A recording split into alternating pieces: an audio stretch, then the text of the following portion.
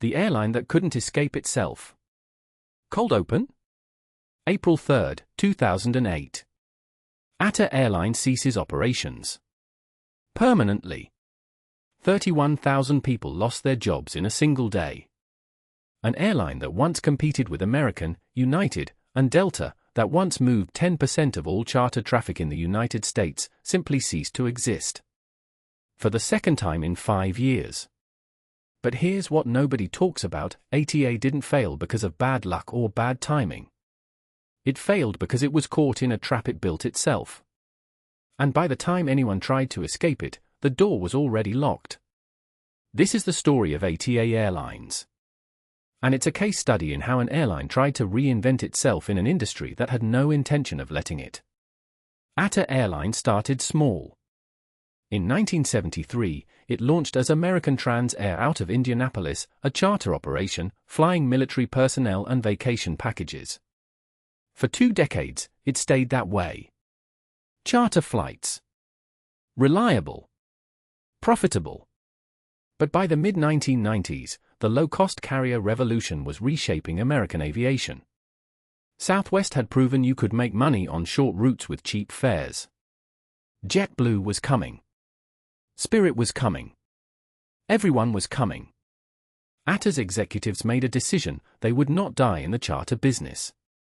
In 1994, they started flying scheduled routes. Las Vegas. Fort Lauderdale. Orlando. The same cities Southwest flew, with the same business model: cheap fares, quick turnarounds, no frills. For a moment, it worked. By 2000, ATA was operating 75 aircraft. It had 1,300 flights a week. It was the 9th largest U.S. passenger airline. Revenue hit $1.2 billion. The company went public. On the surface, it looked like a victory story. The problem was invisible. ATA had committed itself to 2 incompatible businesses. It was a scheduled airline trying to look like Southwest, while maintaining a charter division that required completely different operational infrastructure. 2 fleets. 2 maintenance schedules. 2 customer bases. 2 revenue models that fought each other for resources. Then came September 11, 2001. Travel evaporated. The charter market collapsed entirely. The Pentagon grounded military flights. Business travelers who once filled ATA's scheduled routes shifted to Southwest and JetBlue, which had stronger brands and better loyalty programs. ATA's stock fell 92% in 18 months. By 2004, ATA was burning $500,000 a day. The company filed for Chapter 11 bankruptcy on October 26, 2004. It was supposed to be a reorganization, a chance to restructure debt and emerge leaner. For exactly 30 months, it worked. ATA actually made money in 2005 and 2006. Fuel prices were manageable.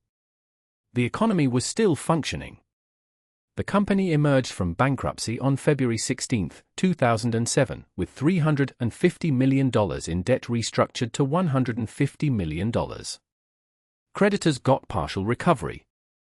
Shareholders had a second life. And then everything changed at once. Here's where the real story begins. In July 2007, oil hit $95 a barrel. By September, it was over $100, a number nobody had thought possible. By March 2008, fuel cost $110 a barrel. For an airline, jet fuel isn't a 3% cost line. It's between 25 and 35% of operating expenses. When fuel doubles, you don't just tighten your belt. You restructure your entire business model. ATA's problem was specific: it had just emerged from bankruptcy with massive new debt obligations. The restructuring had extended payments into the 2010s. Higher debt service plus doubled fuel costs meant the airline needed to increase fares by 40% just to stay profitable. But it couldn't. Southwest was undercutting it on every route. JetBlue was undercutting it. Frontier was undercutting it. ATA had built its entire scheduled model on competing on price. The moment it couldn't compete on price, the entire strategy collapsed. By February 2008, fuel surcharge revenues weren't enough.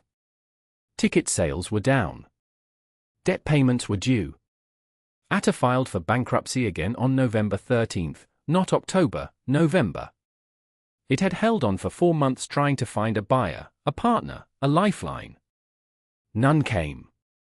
But here's what the news coverage missed: the actual crisis in this crisis.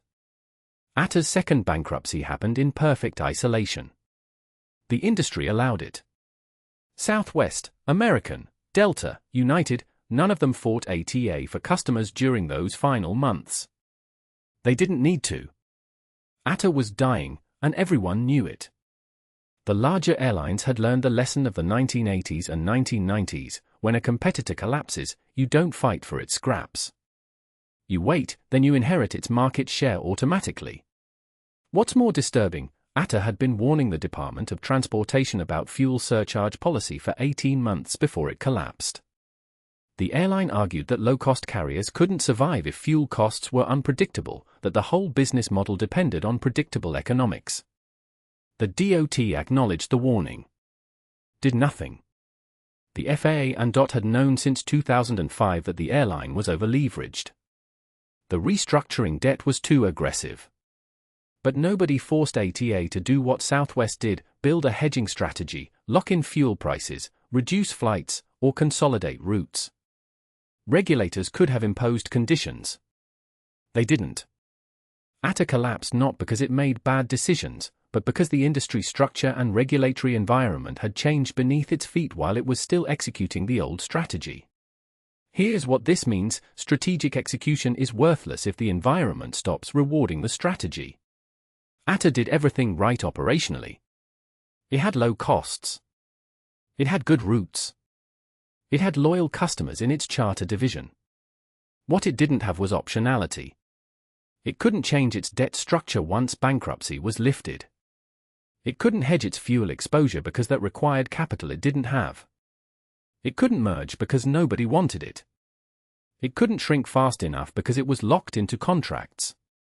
We see this everywhere now: in fintech startups with venture debt they can't restructure, in retail chains locked into 10-year leases, in streaming services with billion-dollar content obligations. The companies didn't fail because they were weak.